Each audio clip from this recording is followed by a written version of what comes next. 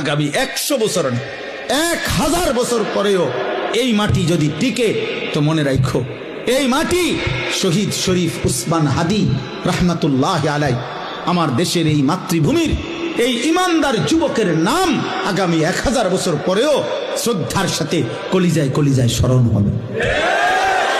পৃথিবী তাকে মনে রাখ। হ্যাঁ হ্যাঁ, মনে রাখো বাবা, এই যুবক ইমানদার ছিল। 33 বছর বয়সী এক যুবক, যে সুনির্দিষ্ট কোন রাজনৈতিক দলের সদস্য ছিল না, যে একাই মেহনত করে গেছে আধিপত্যবাদের বিরুদ্ধে, আগ্রাসনের বিরুদ্ধে, মাতৃভূমির প্রতি ইঞ্চি জমিন হেফাজত করতে চেয়েছে।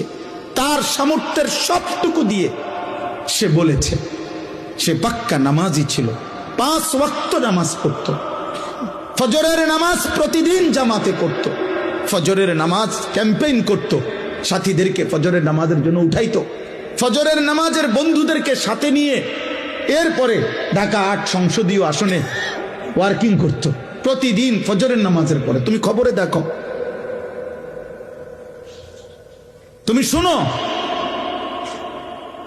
দেখো এক যুবক, একই সাথে ঈমান এবং দেশপ্রেম দুইটাই তার মধ্যে সমান তালে ছিল।